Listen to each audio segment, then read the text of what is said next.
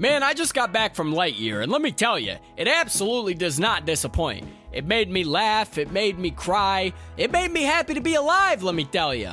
Lightyear is a little spin-off film from the popular Toy Story franchise. The film said it best. In 1995, Andy bought a toy from his favorite movie. This is that movie. So we were watching a movie inside another movie's universe. Fantastic! Let's strap on our favorite spacesuit, visit the plot, review the ending, and discuss those wonderful post-credit scenes. Yes, that is scenes. There are 3. Heavy spoilers ahead, so for the love of Star Command, you have been warned, Space Ranger. I'm Joey C.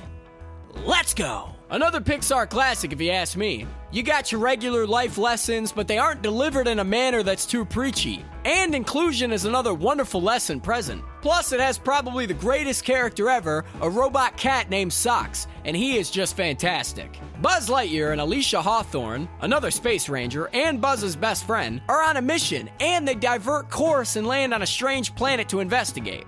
Well, that strange planet is nothing but trouble, as large plant vines start sucking the ship and the crew into the ground, and horrifyingly giant gross bugs that are just so juicy.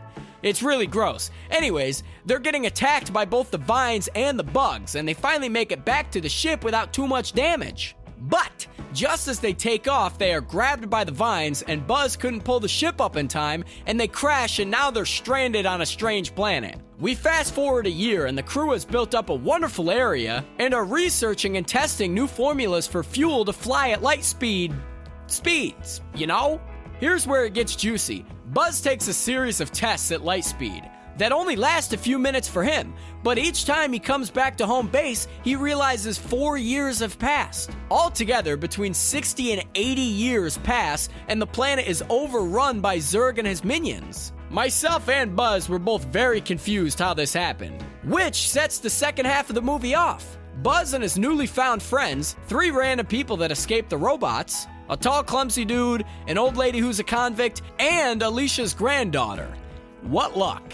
Buzz learns that Izzy, Alicia's granddaughter, and her 2 other pals have plans to shoot down the giant ship that Zurg has floating above the home base. It gets crazier. After they gather some supplies for the attacking ship and grab some spacesuits and fight off some robots and Zurg himself, Zurg kidnaps Buzz and brings him aboard the ship.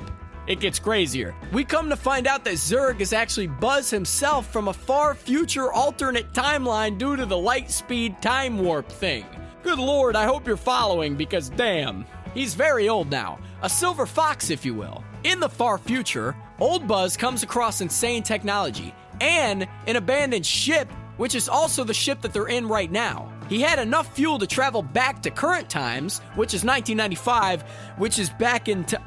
You know what, I don't even know. Anyways, he comes back to normal Buzz to get more fuel to go back further in time to when he was normal Buzz's age and make it so he never crashed into this planet in the first place, erasing the entire plot of the film. Of course, Buzz refuses because all the people he met along the way wouldn't exist and people's lives would be drastically different. They built up an entire life on this planet after all. They've been living there for 60 to 80 years, good God. After a chaotic assault on the ship, Buzz and friends defeat the bad guy, destroy the ship, and escape. Buzz and team land somewhat safely on the planet, and the Commander Burnside tries to arrest Buzz for stealing ships that happened earlier in the film, but eventually promotes him to run a new division of the Space Rangers.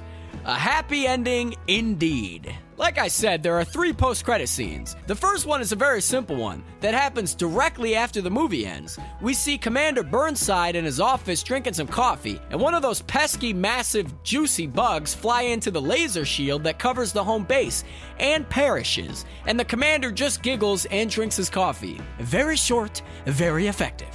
The second post-credit scene is right after the actual credits, and it's a continuation of a bit that was previously in the movie. There is a robot in Izzy's refugee colony that is like an assistant, if you will. And at one point in the movie, they ask the robot for directions. The robot keeps getting confused about the directions and has to restart a couple of times. A simple mistake.